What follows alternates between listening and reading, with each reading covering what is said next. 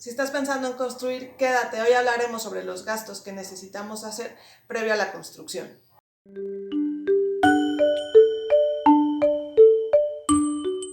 Muchas veces creemos que una vez que tenemos el terreno estamos listos para empezar a construir. Hacemos un croquis y contratamos un albañil y empezamos a construir. Pero esto no es lo más adecuado. Esto puede ser una solución, pero al final la inversión que estamos haciendo no nos va a redituar al máximo. Entonces, el día de hoy vamos a hablar sobre justamente cómo hacer que nuestra inversión tenga una plusvalía en el futuro. Y quédate hasta el final porque vamos a dar un tip para que pagues menos impuestos. Vamos a ir tocando varios puntos, así que si quieres que ahondemos en alguno en específico, por favor déjanos tus comentarios y suscríbete para que te avise cuando hacemos un video sobre el tema que tú elegiste. En primer lugar, lo que tenemos que hacer es tener un terreno. Ya sea que lo vayas a comprar o lo hayas heredado, el terreno es la base para empezar. Si bien tener un terreno es el primer paso, tenemos que hacer varias cosas y entender cuáles son las cosas que tenemos que hacer si vamos a comprar o vamos a heredar. Si vamos a comprar, vas a elegir el terreno que más se adecua a lo que necesitas y que te alcance para el presupuesto, pero además pueda tener una plusvalía a largo plazo. Para lograr esto es mucho más fácil que inicies haciendo un recorrido o que te asesores con alguien para que te ayude a hacer esto. Algunos desde un inicio deciden contratar en ese momento a un arquitecto que les ayude a ver cuáles son los beneficios de comprar el terreno o cuáles serían las complicaciones, sobre todo al momento de construir, ya que un terreno plano no es lo mismo que un terreno que está en pendiente, y no es que uno sea mejor que otro, solamente funciona de manera diferente. Además, si buscas un arquitecto que conozcas sobre bienes raíces, probablemente que sea evaluador, te puede ayudar incluso a elegir el mejor terreno en costo-beneficio. Si lo haces por tu cuenta, es importante que vayas visualizando esta parte. Si heredaste un terreno, lo primero que tienes que hacer es ponerlo en orden. No saben la cantidad de casos que nos han tocado de gente que, como fue una herencia en vida y fue solamente de palabra, a la muerte de la persona pierden todo y ya construyeron y ya hicieron muchas cosas alrededor de este predio. Entonces, sea que lo heredes en vida o lo heredes una vez que tu familiar murió, la parte importante es poner todo en regla y que tengas un documento donde te avale que ese terreno es tuyo. Esto también vale si tú quieres heredar, ¿no? Es importante que empecemos a tener esta cultura de heredar. Hay muchos programas que te pueden ayudar, gubernamentales en México, que te pueden ayudar a justamente lograr esto con un menor costo. Entonces, lo que puedes hacer para eso es acercarte con un notario o buscar si es un terreno para vivienda, buscar en el Instituto de Vivienda de tu estado o de tu municipio, algunos municipios tienen, algunos no, si hay algún programa para poder hacer todo esto. Entonces, acércate a eso para que puedas pues asegurar que el terreno es tuyo. Junto con esto, pues vamos con la escritura y el deslinde. Una vez que ya hiciste el trámite, ya sea de herencia o de compra, se escritura. En medio de eso, el notario te va a pedir un deslinde de terreno. Si es un terreno rural, muchas veces se tiene que hacer el deslinde en ese momento. Ahí la recomendación es que aproveches el deslinde que va a hacer el municipio, que incluso lo vas a pagar, para poner las mojoneras para que no se puedan mover, porque muchas veces solamente se hace en ese momento, ya se hizo el trazo, ya se cerró, pero cuando regresas a querer construir sigue habiendo la confusión entre los vecinos. Entonces es importante poner las mojoneras, no solamente a una varilla, sino pues colarlas o buscar la manera de que sean permanentes para que sea mucho más fácil ese deslinde. Sobre todo es cuando no se tienen bardas. Cuando se tienen bardas muchas veces es más fácil. Entonces, un gasto que tienes que hacer es el pago de ese deslinde y, por supuesto, la escrituración. Después de eso, hay que poner los servicios a nuestro nombre si es que ya existe la conexión. Y si no existe la conexión, hay que contratar los servicios. Si tu terreno es rural, como nosotros que trabajamos mucho en las zonas rurales donde no hay servicios, y te vas a valer de alguna ecotecnia, asegúrate de que así sea. Si existe el servicio, aunque vayas a utilizar ecotecnias, lo mejor es tenerlo contratado. Eso te va a ayudar en un futuro. Y bueno, el siguiente paso es sacar una serie de documentos que te van a pedir para cualquier trámite que vayas a hacer y te lo van a pedir también para el proyecto, que es el alineamiento y número oficial y el uso de suelo, ¿no? Eso lo sacas directamente en el municipio, lo solicitas y te lo van a dar. Esto va a asegurar que tú tienes todos los documentos en orden y que estás registrado ante el municipio. En México está el tema de los ejidos que tienen su complicación. La recomendación es ir buscando la manera de hacerlos propiedad privada. Tienen todo un proceso, pero es importante que se haga para asegurar, porque finalmente si tú solo tienes un título ejidal, es como una prestación, pero no es que tú seas el dueño legítimo, ¿no? El dueño legítimo es elegido. Entonces, bueno, es importante ir haciendo este cambio. Ya es algo que se hace comúnmente, lleva un proceso adicional, pero es importante porque incluso para la solicitud de licencia, que vamos a hablar en un ratito más, te van a pedir la escritura. Entonces es importante que lo tengas. Si te está gustando este video, danos like y síguenos para que sigamos creando contenido para ti. El siguiente paso es donde generalmente ya contratamos a un profesional, que es el proyecto.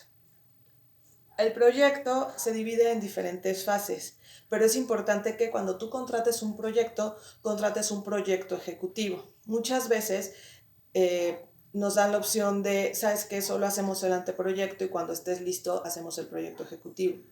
Pero no funciona del todo así porque a veces haces un gasto que después tienes que volver a hacer porque hay que hacer ajustes. Entonces la recomendación siempre es buscar el proyecto ejecutivo. Ahorita te voy a explicar cada uno de estos pasos. Bueno, cuando nosotros hacemos un proyecto, aquí voy a hablar de cómo lo hacemos nosotros en Quinte. Todos los arquitectos lo hacen de manera similar, hay algunas cosas que pueden cambiar, pero bueno, yo voy a hablar de nuestro proceso tomando en cuenta que además nosotros nos dedicamos a hacer construcciones sustentables, entonces hay algunos pasos a los que les damos mayor importancia.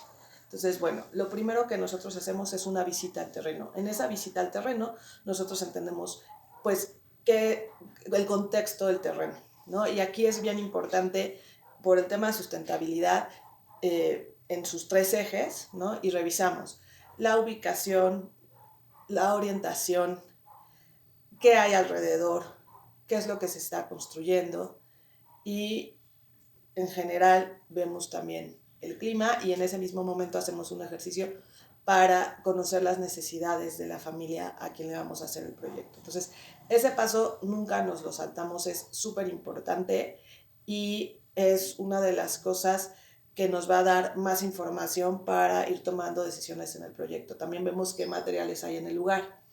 Y hablando de la parte de plusvalía o la parte de dinero, pues también nos fijamos qué hay alrededor. No podemos construir, bueno, sí podemos, pero no sería lo más redituable una casa, una mansión en una zona donde a lo mejor lo que hay son casas de interés social o no hay nada y pues más bien nos vamos a unir a la naturaleza. Entonces, esto es algo que no todos los arquitectos ven, pero que es importante que cuando tú elijas a un arquitecto tomes en cuenta, que él te pueda decir, ¿sabes qué?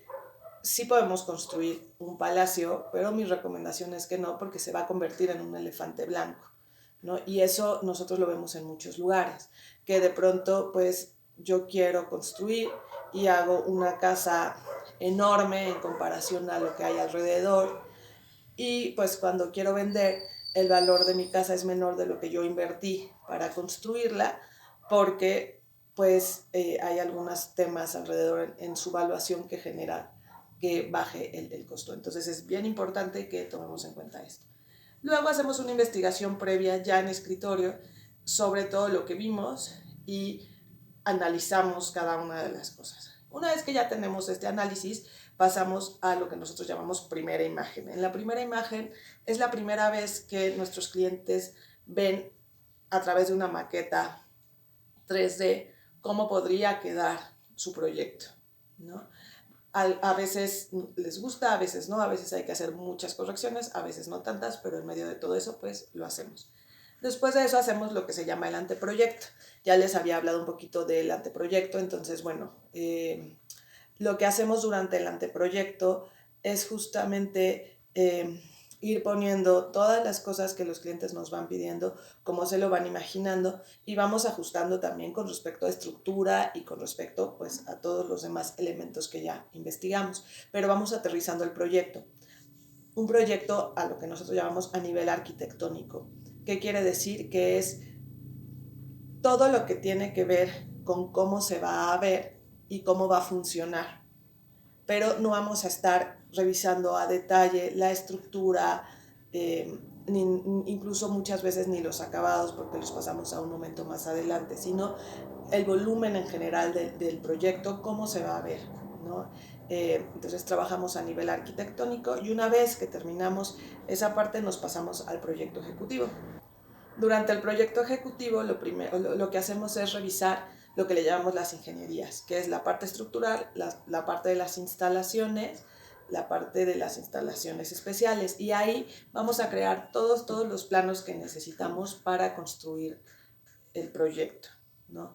Ahí es donde vamos a decir, en nuestro caso, por ejemplo, necesitamos este tipo de madera de este espesor en este lugar, necesitamos contrafuertes en este espacio, en el caso del techo vamos a solucionarlo de tal o cual forma y entonces vamos creando pues ahora sí ya el detalle de cada una de las cosas, incluso cómo se va a ensamblar una madera con otra madera. Todas esas cosas son las partes del diseño del proyecto ejecutivo y normalmente te van a entregar 4 tipos de planos, o 3 por lo menos, nosotros entregamos 4. Entregamos los arquitectónicos, que un poco es el anteproyecto ya aterrizado con todas las ingenierías, el proyecto estructural generalmente con memoria de cálculo, el proyecto de instalaciones, de todas las instalaciones eléctricas, hidráulicas, sanitarias, y nosotros entregamos también planos de instalaciones especiales. Estas instalaciones especiales son cada uno de las ecotecnologías que se van a utilizar, o en general son ecotecnologías, ya sean pasivas o ya sean activas, ¿no? Cualquiera de las dos las trabajamos, ¿no? Algo importante aquí, muchas veces necesitamos prever el costo del levantamiento topográfico y de la mecánica de suelos. Esto a veces el arquitecto te lo incluye, a veces no. A veces el arquitecto define que, por ejemplo, el topográfico, como es un terreno plano y es muy regular, no es necesario sacarlo. La mecánica de suelos va a depender un poquito de quién va a hacer el cálculo, pero bueno, son 2 gastos que tenemos también que prever en el proceso del proyecto, ¿no? Además de todos estos documentos, te entregamos una memoria descriptiva, que no es otra cosa que pues describe exactamente cómo va el proyecto y demás. Dentro de eso hablamos de los acabados, del tipo de lámparas, ya más específicos de cada uno de los espacios que vamos a ir haciendo, ¿no? Todo esto va acompañado de una maqueta 3D por lo menos para que te puedas ir dando una idea de qué es lo que va a llevar. Y bueno, por último, una vez que ya definimos cómo va a estar todo el proyecto, te hacemos un catálogo de conceptos o un presupuesto.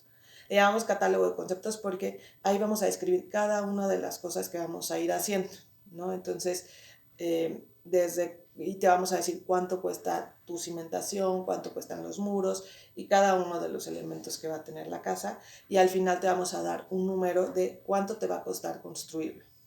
Aquí nosotros lo que a veces hacemos, porque depende mucho del cliente, es que si hay un presupuesto ajustado, pues te damos la parte de cuánto cuesta construirlo hoy, qué etapa vamos a construir y bueno, para que tú sepas cuánto más vas a necesitar, ya hablamos un poquito de los tiempos para construir y cuánto va a ir aumentando a través del tiempo este costo en un aproximado para que tú puedas ir haciendo tu planeación a largo plazo. Entonces, una vez que ya tenemos todo esto, nos vamos con la licencia de construcción. La licencia de construcción, una vez que tienes todos los planos que hablamos, pues va a tener dos gastos o dos inversiones adicionales. Uno es el DRO o director responsable de obra y el otro es el gasto administrativo de solicitar la licencia de construcción. En el caso del director responsable de obra va a depender del tamaño de lo que se va a construir y de cada municipio si se necesita o no. Pero la función del director responsable de obra es asegurar que la estructura planteada funciona de manera adecuada, que se está cumpliendo con todo lo que el reglamento de construcciones dice y él a lo largo del proceso va a ir acompañándonos en algunas supervisiones en los momentos claves de la obra.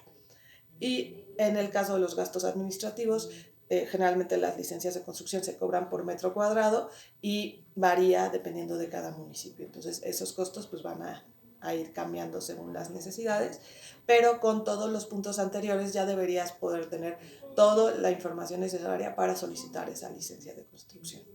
Si te está gustando este video, síguenos. ¿Por qué es tan importante tener todo en orden, ¿no? Hacerlo todo en orden, ¿no? Yo tengo un amigo que construyó sin licencia de construcción, es muy común, ¿no? Y no hubo ningún problema, y eso es mucho dinero, mucho trámite, mucho tiempo y demás, ¿no? Mejor me contrato al albañil y que él construya y pues esperemos que no se den cuenta, ¿no? Lo primero que hay que decir es que si decides construir sin licencia hay un riesgo y ese riesgo es que te clausuren la obra. Entonces vas a tener que pagar multas. Si el proyecto no cumple con el reglamento de construcciones, vas a tener que demoler la parte que no cumple para ajustarlo y vas a tener que pagarle a alguien para que te arregle toda la problemática que tienes para continuar construyendo. Entonces, yo te diría, no te arriesgues, haz el proceso como tiene que ser, porque al final de cuentas es tu patrimonio el que estás poniendo en riesgo, ¿no? El que te clausuren una obra, pues genera más costos solo por no hacerlo en orden. Pero no solo eso, ¿no? Si tú haces tu construcción y la tienes en orden, vas a asegurar la plusvalía de tu inversión, ¿no? De pronto nos dicen es que los bienes inmuebles son una gran inversión y demás, y sí lo son, pero es importante que los tengas en regla. ¿Por qué? Primero, una construcción hecha mediante autoproducción de vivienda sin la asesoría de un arquitecto o un ingeniero o un profesional de la construcción, en general tiene un menor valor.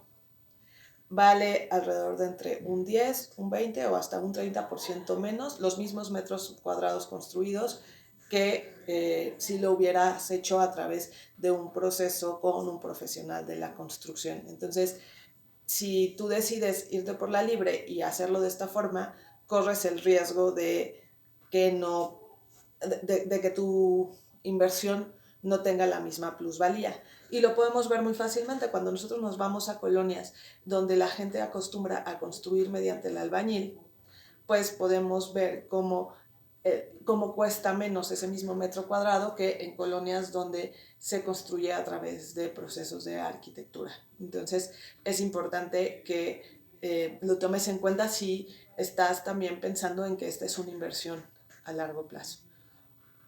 Por otro lado, si tú cumples con todos estos requisitos, puedes ser candidato a crédito para construir.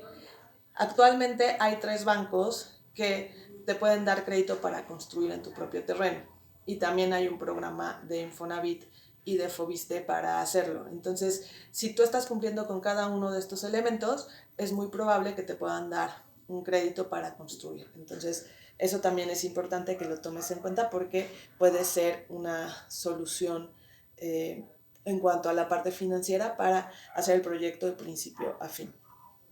Y bueno, como les dije, ahora sí viene el tip al final del video. Cuando tú generas tu proyecto y después construyes a través de este proceso que te conté, vas a poder ir guardando cada una de las facturas de los gastos que vas haciendo para que al final tú puedas deducirlo al momento de escriturar, o más bien, más que de escriturar, de vender. ¿Qué quiere decir esto? Si tú compraste un terreno, vamos a poner que te costó 1,000,000 de pesos, y sobre ese tú construiste una casa de, vamos a poner, 2,000,000, pues tú ya invertiste 3,000,000. Tu escritura original está en 1,000,000 de pesos. Cuando tú lo quieres vender, como lo vas a vender como casa, entonces te van a cobrar los impuestos de la plusvalía sobre ese monto, ¿no? Entonces, vamos a decir que lo vas a vender en 5,000,000. Entonces, como tú tienes una escritura de 1,000,000, vas a pagar impuestos sobre 4,000,000, impuestos sobre la renta. Pero si tú guardaste cada uno de los documentos sobre los cuales se facturó todo, y sobre los cuales tú hiciste gastos, entonces puedes deducir todo ese dinero. Entonces vas a pagar impuestos sobre esos 2,000,000 adicionales que obtuviste de plusvalía. Entonces es una forma en la que puedes deducir impuestos al momento de vender y que te va a ayudar muchísimo. Ahora, esto lo tienes que hacer pagando a través de profesionales dados de alta en el SAT. No puede ser que tú llegues con todas tus notitas y pues el albañil me cobró tanto y aquí me firmó y ya no, necesitas comprobarlo a través de facturación. Entonces, ese es un plus que te da el poder, el construir de manera adecuada tu proyecto. No olvides escribirnos qué temas te gustaría que tratáramos a partir de este, y sobre todo compartir si esta información fue útil para ti. Gracias.